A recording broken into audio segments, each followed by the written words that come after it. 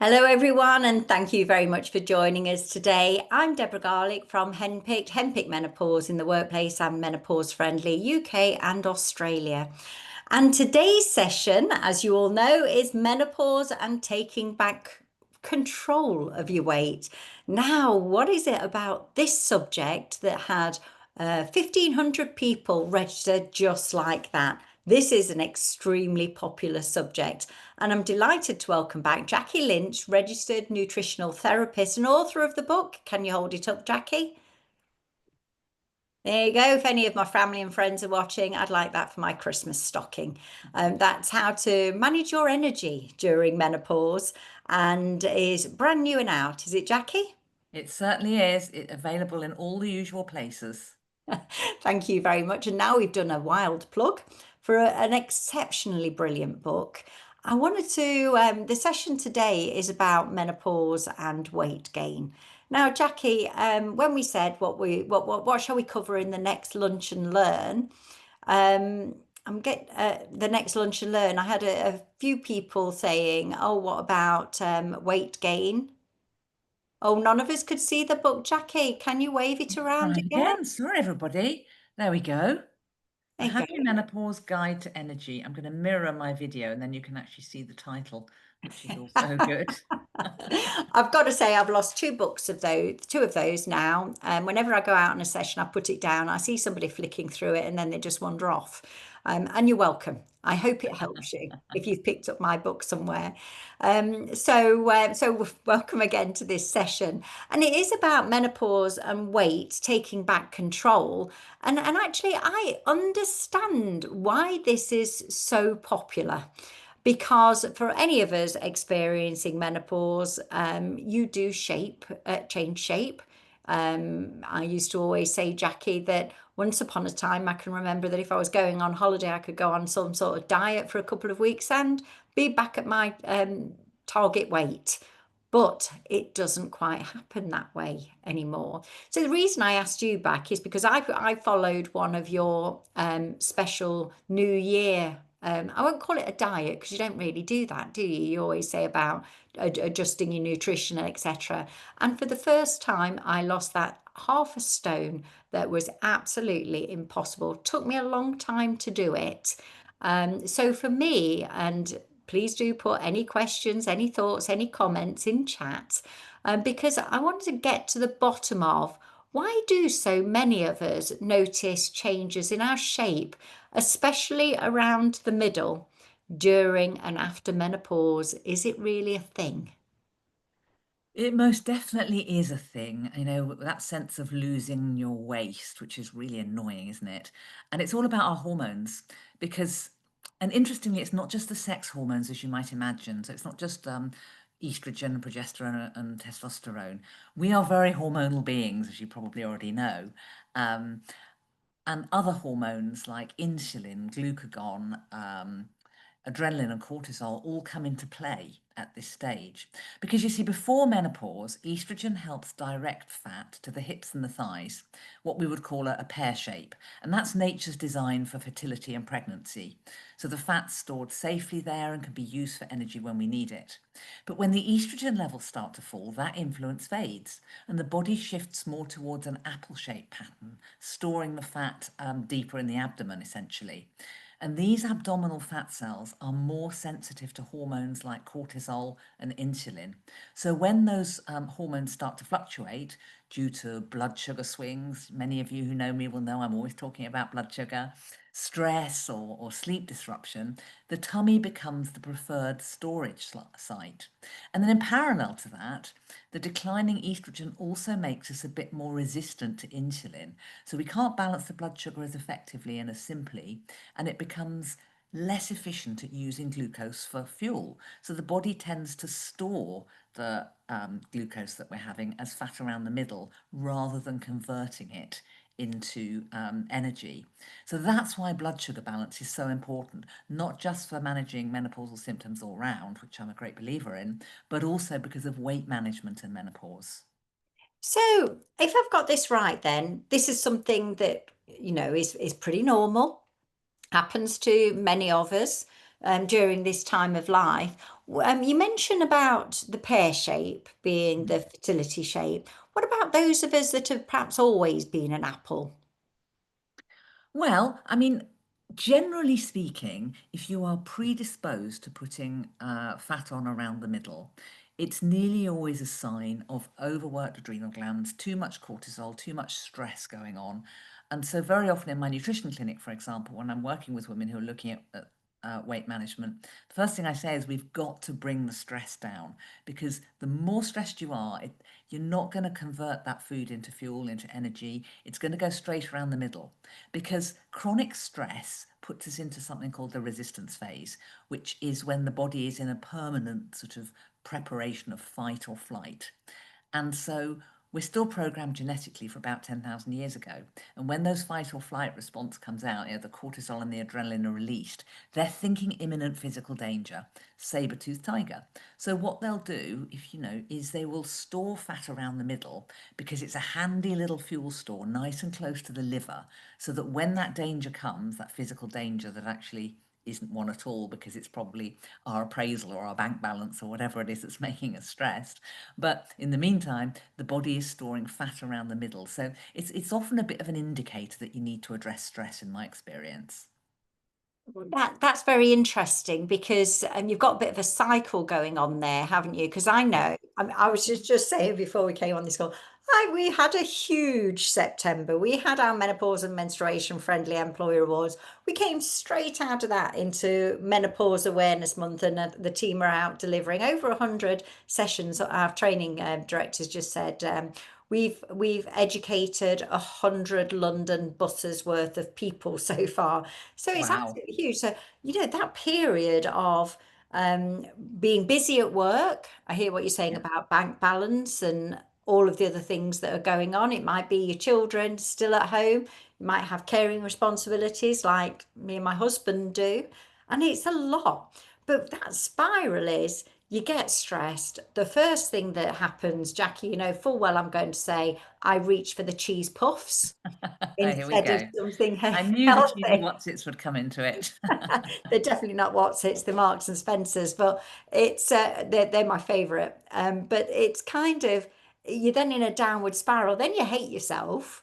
And so, you start to build up your stress because I'm thinking, I really need to get to the gym. I really need to walk this off. I really need to eat better.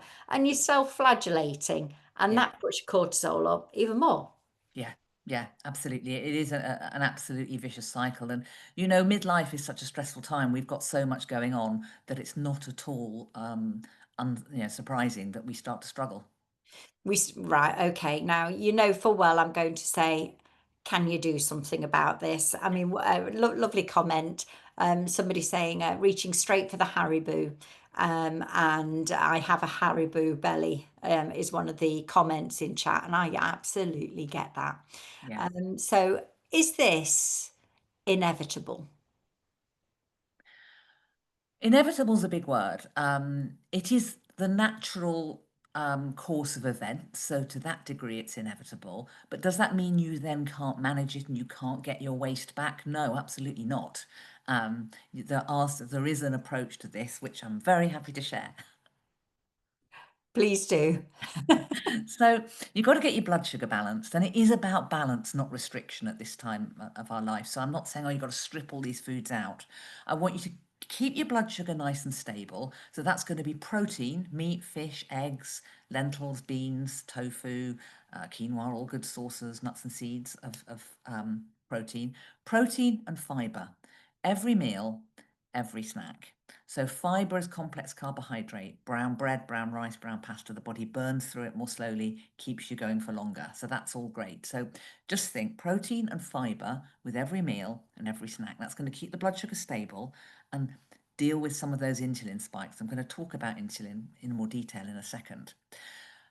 Resistance training is also brilliant because it builds the muscle, which makes the body more sensitive to insulin and keeps metabolism strong. So if you can start to do some weight training, that can be a big help.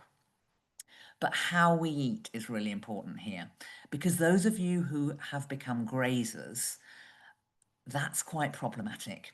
At this stage of our life, there's a lot to be said for three proper meals. So the protein fiber meal, breakfast, lunch, dinner, and no snacking. So what I'm saying here is that we should be looking at leaving around 5 hours between meals. And that can make really quite a difference. Because what's going to happen here is after a nicely balanced meal of protein and fiber, the blood sugar and the insulin levels will increase gently. That's normal. It's not the massive spike you'll get from several donuts. It's the gradual rise in blood sugar after a meal. Normal. Um, it gets to a certain point and it will start to decline again. Now, once insulin's declined sufficiently, it's going to release another hormone called glucagon. And glucagon's job is to break down fat stores and give us energy. So that's our fat burning hormone, if you like. But if you're a snacker and you've trained your body to sort of expect food every 2 to 3 hours, your insulin's never really going to drop enough for the glucagon to appear.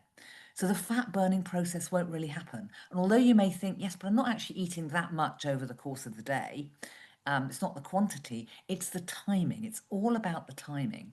And so the fat burning process won't happen, the belly fat won't go anywhere. So it can take a few days for the body to adapt to this kind of sort of fasting between meals.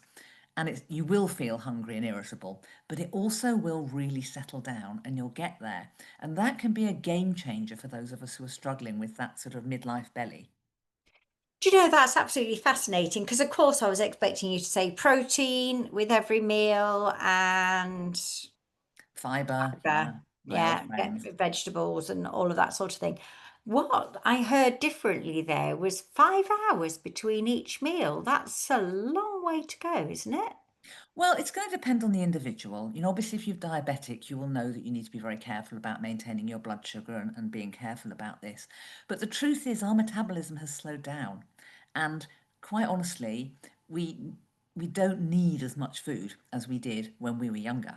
And if you've had a really good meal, if you've had like 2 eggs for breakfast with maybe some wholemeal toast or and some avocado, that's a good meal. That'll see you through to 1 o'clock. Yeah. And then, you're having a proper meal. You're not just sort of having little bits of things. People are in the chat saying, I couldn't manage 5 hours. But the question is, are you actually having a proper meal? Or are you just having like half a slice of toast with a little something on it? In which case, of course, you'll be starving by about 10 o'clock. So there's a lot to be said for just making sure that you're allowing your body to have that process, those hormones to do their thing, to do their rotation, insulin, glucagon, and not just constantly insulin, insulin, insulin. Now, obviously, everyone watching will have a different weight situation, and we're all sort of biologically different, so you need to think about what's right for you. But if you are struggling to lose weight and you are a bit of a grazer, then this could be something that could make a big change. Yeah, and it's interesting. You just described my breakfast. I had 2 eggs, avocado, on a slice of sourdough bread, and it, Brilliant. it does keep you Yeah, through going through for much longer than I never eat cereals anyway. But yeah, you know, yeah. you don't feel hungry after you've had that. I don't know if it's the avocado or if it's all of it, but It's the combination. It's the combination. The avocado's high in fat, which will keep you going. The protein will keep you going. The sourdough, the studies have shown that the body burns through sourdough, even if it's a white sourdough, more slowly. So it's actually quite low GI, which is pretty good. yeah, but that whole sort of I've never heard of the 5 hours thing. So if I had my breakfast at, as I did this morning, 7:45, I had my lunch at 12. If I kicked my lunch out till 1 o'clock and then Yeah, at 8 early evening, you can yeah. sort of maybe do it in You can see how stages. it goes. And of course, there's nothing wrong with it with snacking per se. But if you're looking to lose weight and you've tried everything, then this is probably what's going on. And it's really worth keeping that gap, not giving the body anything. So I can see people in the chat are sort of saying, "Well, can I have some fruit?" Well, no, because that's going to send the spike the blood sugar again and activate the insulin. So and even if you like your tea and your coffee, I would have it straight after the meal. Don't have it sort of mid-afternoon because there's probably milk in there, and if there's not, there's caffeine, and both of those will start to activate insulin. So it's can be quite a game changer. So it's good, really good quality meals 3 times a day. And yes, if some people are glycemically sensitive, I saw one just flash up in the chat. Now the chat is going wild. Um, that I get low blood sugar, well, then you need to be sensible, of course. This approach may not be for you, and you may need to consider a sensible snack. But, you know, the vast majority of us will operate very well on it once we've got used to it. And you then might start to see quite a change in your shape. And, Jackie, we're into solutions mode now. So I think we've all clocked the 5 hour thing and said, okay, then how would that look in terms of our, daily routine and Mm. things? But a few questions around, can you drink water to make you feel more full? What about decaf black tea? What about decaf coffee? What about herbal teas? I mean, I love a peppermint tea myself. But those sorts of things, will they help? She says, I've got lemon tea today. But Well, will those things help? I certainly for the first couple of weeks or so, I'd stick to water between meals. Just so you're giving your body a bit of a chance to reset itself and get into that place. Not saying you can't have tea or coffee, but have them, treat them as part of the meal. So that's when you'd have them. So they're part of that process. Because yes, even black coffee will interfere with the insulin response, and therefore, you're going to have that same issue going on. And even some of the sort of fruit teas, that it's just these things. It'll be a small thing. It's not going to be massive, but it might just influence the insulin. You just want to see. After you've been doing it, for a good couple of weeks relatively strictly, then yes, the odd, herbal tea in between times, absolutely fine. But yes, big thumbs up for water. Water's absolutely fine, and you've got to keep hydrated. Okay, so we know about the protein and the fiber. Look at our timings. That's very helpful to do. Yeah, Um, and that will help manage our stress levels. But you've always got to be thinking about, well, what else is stressing you out? What are the triggers? totally. What's going to make me reach for my cheese puffs? Totally. Yes. I mean, we have to recognize the role of stress in all of this and also sleep deprivation, because if we've had a bad night's sleep, we will be craving the carbohydrates because it activates, gosh, more hormones. It activates the hunger hormone, ghrelin, and you're going to be craving lots of bread, for example. So it is important to sort of think about, you know, bit of sleep hygiene. What can you do to regulate your stress levels? Can you take a bit of me time? Can you regulate your diary a bit more? Sort of stop overcommitting, because we are dreadful at that. Having a bit of fresh air, walk at lunchtime. Magnesium's great. Epsom salts baths, 2 or 3 handfuls. Magnesium absorbs through the skin, calms everything down, and can really sort of sort you out after a stressful day. Another solution worth looking at, though, is chewing your food properly, because as we chew our food, the saliva releases enzymes that break down, that activate the satiety response, lets us know when we're full.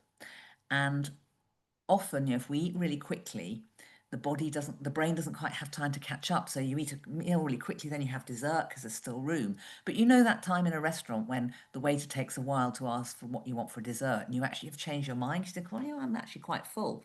Your brain has caught up with your body and says, oh, you just don't need that now.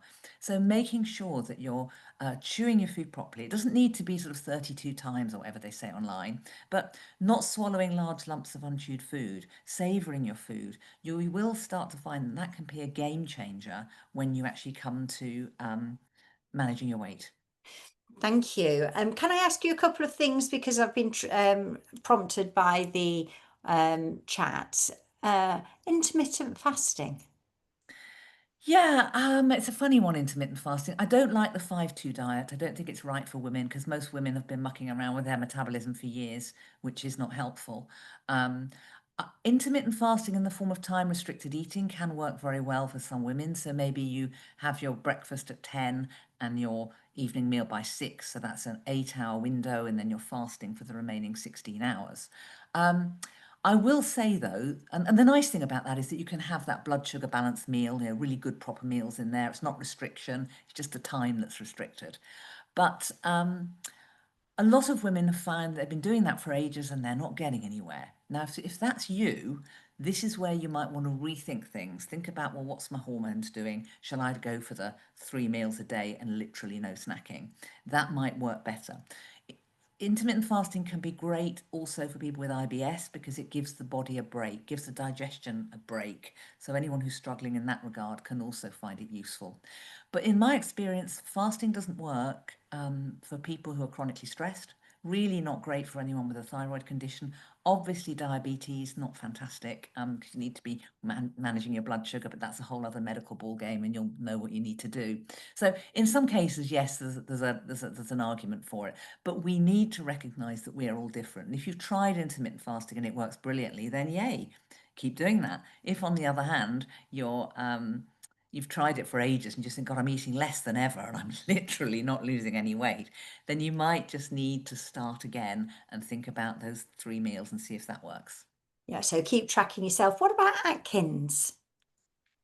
Well, that's just so many of these diets are over promoting one particular macronutrient, whether in this case the protein, um, others look at high fat diets, and we need all three of the macronutrients. That's the truth of it. You know, I'm of the generation that grew up with the low fat diet being sort of absolutely drummed into us. But fats, the body uses saturated fat to create sex hormones. And if ever there was a time we needed sex hormones, it's right now. So we need those fats. We need them for satiety. We need the essential fatty acids for our brain and our nervous system. We need the protein because it helps to stabilize blood sugar, but also because every body cell is made of protein, including our bones and our muscles. Um, and we need carbohydrate because it is the body's primary source of energy. But we must think sensible carbohydrate, so the good stuff, the whole grains, brown bread, brown rice, vegetables, fantastic source of carbohydrate, pulses, lentils, chickpeas, beans, fruits with an edible skin. Because the fiber's hanging around the skin. So we need that balance of all three. And what I tend to say to people is if you think about your meal, think of it being a quarter protein, about a fist size, because great, stuff that contains protein contains fat. A quarter starch, whole grain starch, so the brown pasta, the brown rice, whatever, and then half the meal vegetables, 1/4 dark green leafy vegetables, loads of wonderful menopause friendly micronutrients, and then the other quarter being any other vegetable you like that's not green, basically. And then you're not counting calories, you're not weighing your food, you're not becoming obsessive about stuff because we're very busy, and it will tick all your boxes and get that balance right for you. Yeah, and when you say about stress relief, for me, sometimes I feel like I could go face first into the sofa, but actually know that if I go for a walk, even if, because the sort of exercise you mentioned, resistance training, which is not just good exercise, it's good for longer term, good for building your bones, all of that. But I know if anybody's here from the gym group, when they did some sessions for us in our menopause and menstruation friendly, and we talked afterwards, and they were saying you shouldn't be trying to train like you're 20. You're Yeah, actually putting your body under too much stress. So yeah, mixing yeah, it up, doing what you like, yeah. by all means, but remember you're not Jess Ennis. Remember that you're, I never was. but it's kind of it is that sort of do what's right for you. So you mentioned about the check-in, what's working for you, Jackie, because we can flip-flop around between lots of different diets, can't we? We can, and yeah, and that's the trouble with women. In fact, often couples do the 5-2 diet together, and the man who's never been on a diet in his life loses like 2 stone like that, and the woman loses about half a pound and is infuriated. And that's generally because we've been on some kind of diet since we were about 16, and our metabolism just doesn't know which way to go anymore. So getting that balance right and not flip-flopping between diets is actually really important. Okay, so let's get into the problem solving here. So what are some of the realistic, sustainable ways we can get started on this? Because I know the first thing I'm going to say, I don't cook. My husband puts my meals in front of me, so I'm going to say, can I have my lunch at 1 instead of 12? What a nice husband. That's a nice easy fix, isn't it? Okay, so I think the first thing is get breakfast right. Because if you get breakfast right, then the sort of blood sugar seesaw already are on the right level for the rest of the day. So start to think, I'd be thinking, if you're having eggs, it's at least 2 eggs, plus maybe it's spinach, tomatoes, or avocado, maybe it's wholemeal toast. So getting that protein fiber combo, really good breakfast. If you're a cereal or porridge person, one of my favorite tricks with porridge is that when I make it, I will stir in not just ground flaxseed, so a good tablespoon of flaxseed, but also I use cashew butter. It's my favorite nut butter. And then, and I might use some soya milk or I might use normal milk. It depends what I'm fancying. And then suddenly that porridge keeps me going. Whereas if I just have porridge, if I buy porridge at Pret, I'm starving by 10 o'clock because there's just not enough protein in there. But you add in the nut butter, you add in the flaxseed, use a good quality milk or a Greek yogurt, that can really, really help. And of course, if you are a vegan, then what I've just described is fine. You just use the soya milk, as Alpro do a great Greek yogurt from soya milk, for example, so that would work nicely. Um, Nothing wrong with beans on toast for breakfast. Great source of protein, actually. So that's definitely something else you might want to consider. Okay, so that's my breakfast sorted. Lunch, do the fists and sort of make sure you got protein and fiber. Yeah, great if you're plating up and working at home. If you're thinking, oh my God, but I have a sandwich, just think a little bit laterally. What I don't want is that sort of pathetic meal deal with that stingy slice of ham in there, because that's not going to keep you going. Think chunks, chunks of tuna, chunks of chicken, chunks of falafel and hummus. And then it's two vegetables, maybe it's spinach and tomato or lettuce and cucumber. Definitely look at that. And then wholemeal bread. And then suddenly that sandwich starts to look like something that would actually keep you going, as opposed to, something that means, well, you definitely need the Twix mid-afternoon. So just thinking a little bit laterally can really help. Yeah, and if you are out and about, I usually get a sandwich packed up for me. Because and it's usually cheese because it doesn't matter if it's in my bag a bit longer than it should be. That sounds gross. Yeah. And But it's I know what it is. It's sourdough bread and big chunks of cheese. brilliant. Well, there you go. You've got the protein. And you can also think about things like if you're having homemade soup, well, that's great, but make sure it's a protein-rich soup, whether it's chicken and vegetable or lentils. And if it's not, then maybe stir in a couple of tablespoons of flaxseed and then you've got that protein going in there. Or have some nuts on the side. And if someone was saying in the chat, yeah, watch out for nuts, but hold on, nuts are full of really good essential fatty acids, which speed up our metabolism, actually. Often in my clinic, I say to women, oh, well, if you are struggling and you do need a snack, well, maybe have, 6 or 7 almonds with an apple. And then they'll say, yes, but nuts are fattening. No, they contain fat. That is not the same thing. Just eating fat does not make you fat. If it wasn't called fat, we wouldn't all get so confused. Absolutely. And I suppose it's your portion size then, isn't it? Yeah, Because I know we don't it is. keep nuts in the house because I could just go through a bag of nuts very, very quickly. And I know Yeah. that's very, very calorific. But if it's not a sarnie, what is it? It could be a salad, I guess. If Could you're be a salad. Make sure it's a nice protein-rich salad. I don't fancy salads so much because I'm feeling a bit cold today and we are moving into winter. But yeah, a really good salad with a fist worth of whatever protein you're having in there. Sushi's a good shout. Making sure if you're having if as long as you're not vegan because you need to make sure you're getting the fish-based sushi and not the vegetarian ones for that protein. Or just simply, some leftovers from the night before. Cook a little bit more. Shove it if you're going into work. Most workplaces have got microwaves now, so you can just take along, what's left of your spaghetti bolognese or whatever you made, and bingo. okay, well, that's good. And then when it comes to the evening, it's the fiber, the protein and veg. Yeah, my plate essentially, absolutely. And if you're concerned about you thinking, oh, I don't want to have starch in the evening because I'm trying to lose weight, well, make it 3/4 of the meal is veg rather than half. That's horses for courses. But some of you will have a more sedentary lifestyle than others. We're all different. And if you're very, very active, perhaps you're on your feet all day, you're a nurse, then you're going to need that carbohydrate, or you're just going to start, feeling, weak and dizzy. And we don't want our nurses feeling weak and dizzy. So you've got to think about what's right for you.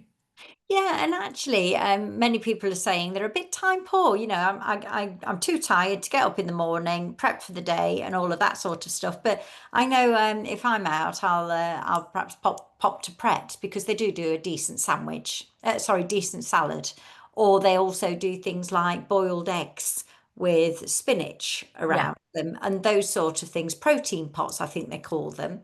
So that's right. it is about sort of being smarter of what you're looking for. It is, and what I often recommend to my clients in clinic is, okay, you know where you work, you know what outlets are near you.